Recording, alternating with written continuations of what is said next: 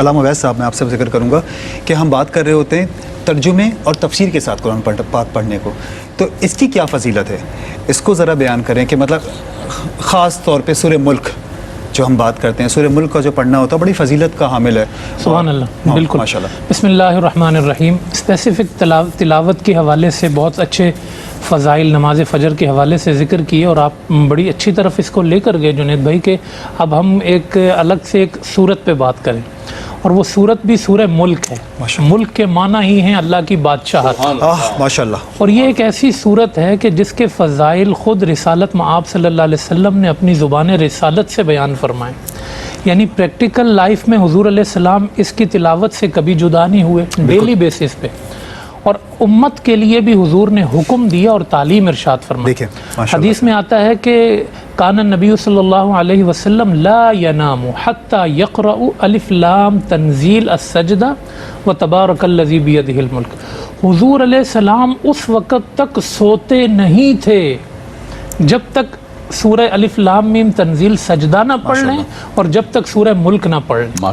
تو یہ اس کی فضیلت ہے کہ اس کے بغیر حضور کبھی سوئے نہیں، بہت بڑی بات ہے، اس کے بغیر حضور کبھی سوئے نہیں۔ دوسری فضیلت آپ صلی اللہ علیہ وسلم نے اس کی خود بیان فرمائی۔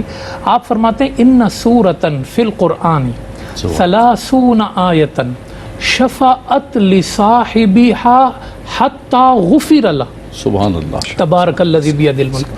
حضور فرماتے ہیں قرآن میں ایک 30 آیتوں والی صورت ہے، بالکل، وہ اپنے پڑھنے والے کی اللہ کی بارگاہ میں سفارش کرتی رہے گی قیامت کے دن کہ یا اللہ اس نے مجھے پڑھا، اس نے مجھے پڑھا، اس نے مجھے پڑھا، تو اس کو جہنم میں نہ جانے دینا۔ حتی غفر لہ، تب تک سفارش کرتی رہے گی جب تک اس کو پڑھنے والا جنت میں نہ چلا جائے۔ ماشاءاللہ، ماشاءاللہ، سبحان اللہ۔ تو حضور رات کو سونے سے پہلے ضرور پڑھتے تھے، اور دوسری بات یہ بتائی کہ یہ قیامت کے دن پڑھنے والے کو بخشوا کے ہی چھوڑے گی۔ بس اچھا ناظرین، گفتگو جاری رہے گی اور ہمارے ساتھ دونوں علامہ ہمارے بیٹھے ہیں، تو ایک وقفہ چھوٹا سا، اس کے بعد ہم گفتگو جاری کرتے ہیں، ملتے ہیں چھوٹے سے بریک کے بعد انشاءاللہ۔ Welcome back. اور ہم بات کر رہے تھے، بلکہ ہمارے علامہ صاحب جو ہیں سورہ ملک کی فضیلت اور اس کے فوائد بیان کر رہے تھے، تو ہم چلتے ہیں گفتگو کی جانب۔ جی شکریہ جنید بھائی، ہم نے دو فضیلتیں تو بیان کر دی کہ حضور سونے سے پہلے اس کو پڑھتے تھے، اور دوسرا یہ کہ یہ قیامت کے دن سفارش کرے گی، اور تیسری فضیلت بھی خود آپ صلی اللہ علیہ وسلم نے بیان کی کہ ہی المانعۃ من عذاب القبر۔ کتنی بڑی فضیلت ہے کہ یہ قبر کے عذاب سے بچا لیتی۔ بہت بڑی بات ہے۔ آپ صلی اللہ علیہ وسلم کے پاس ایک دفعہ کچھ آپ کے صحابی آئے، کہنے لگے یا رسول اللہ، ہم نے ایک جگہ پڑاؤ ڈالا سفر میں، ہمیں نہیں پتا تھا کہ جہاں ہم نے خیمہ لگایا نا وہاں قبر تھی، وہیں خیمہ لگا دیا ہم نے، تو ہم کیا دیکھتے ہیں کہ رات کے وقت نا اس قبر میں سے سورہ ملک کے پڑھنے کی آواز آ رہی ہے۔ کتنی بڑی بات ہے، ماشاءاللہ۔ تو آپ صلی اللہ علیہ وسلم کو آ کے انہوں نے بتایا کہ یہ کیا چیز ہے کہ قبر سے سورہ ملک کی آواز آ رہی ہے۔ حضور نے کیا فرمایا؟ آپ نے فرمایا دراصل یہ جو صورت ہے نا، یہ قبر کے عذاب سے بچاتی ہے، اس کا پڑھنے والا چونکہ دنیا میں بھی یہ پڑھتا ہوگا۔ تو حضور کے جملے کیا تھے؟ آپ نے کہا وہ جو اندر سے آواز آ رہی تھی نا، وہ سورہ ملک اس کو قبر کے عذاب سے بچا رہی تھی۔ سبحان اللہ، سبحان اللہ، کیا بات۔ اب آپ یہ دیکھیں، یہ 3 فضیلتیں تو خود حضور نے بیان فرمائی، باقی اس کی فضیلت آپ اس کے مضامین میں دیکھیں گے نا، یعنی جو آپ نے ترجمہ تفسیر کی بات کی، اس کا آغاز ہوگا تو اللہ کی بادشاہت سے، تبارک الذی بیدہ الملک۔ اچھا، اس میں انسان کی زندگی کا مقصد بھی ہے، خلق الموت والحیات لیبلوکم ایکم احسن عملا۔